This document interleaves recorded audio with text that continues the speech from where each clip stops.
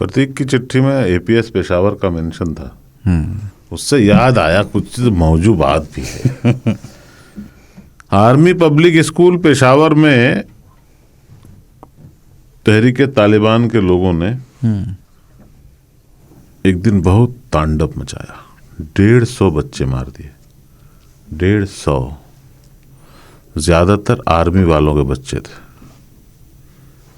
जिन्होंने मारा था उसको उन्होंने थोड़े दिनों के बाद गिरफ्तार कर लिया, एक मुठभेड़ के बाद जिंदा, उसके बॉस को,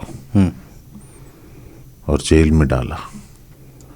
और कुछ दिनों के बाद उसको न सिर्फ रिहा किया, उसको प्लेन में बिठा के यूरोप भेज दिया।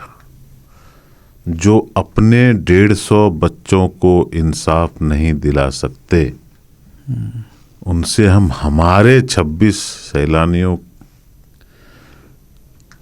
को इंसाफ दिलाने की आशा करें भी तो कैसे करें। वो इतने निकम्मे, इतने घटिया, इतने बेगैरत हैं कि अपने मासूम बच्चों के लहू का बदला तो छोड़ो, सौदा किया उन्होंने। यही आसिफ मुनीर जैसे अफसरों ने। तो जब ये होता है ना कि वॉर हम पे थोपी गई है, वो कहता है एक्चुअली ये जंग जो है हम पे, इंडिया पे थोपी गई है।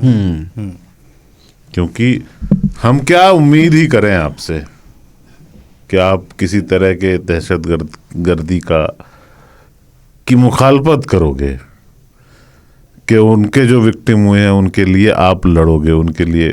ये अपनों के अपने नहीं है तो हमारे क्या सके। हाँ, जो एपीएस के बच्चों के नहीं हुए वो डीपीएस के बच्चों के थोड़े ना होंगे। हाँ, मुझे एक याद आता है, एक लड़का, स्कूल में था मैं, और वो मेरे एक परिचित का बड़ा भाई था। पूरा परिवार उससे बहुत परेशान था। उसकी प्रवृत्ति ना बहुत आत्मघाती भी थी, और बहुत, जैसे वो रोज़ अपने घर में मारपीट करता था। इस दिन अपने माताजी को, पिताजी पे हाथ उठा दिया। क्या बात कर रहे हो? जी, और कुछ छोटा मोटा काम करता था वो किसी जगह पर।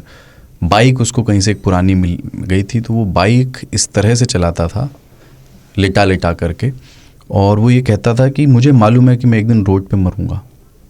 उसने तय किया था मैं हेलमेट नहीं पहनूंगा। तो उसने कहा था मुझे ये तय है कि मैं 2-3 साल 4 साल जब ये रोड पे ही मरूंगा मैं, पर मैं ऐसे ही रहूँगा।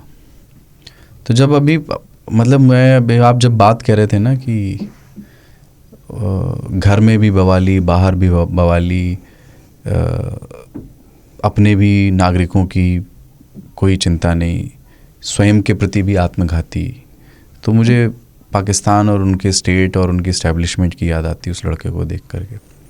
तो गया यार, आई डोंट नो, मतलब उस समय तो मैं चला जाऊंगा, पर मैं ऐसे ही रहूँगा। वही है, सुधरने का नहीं है।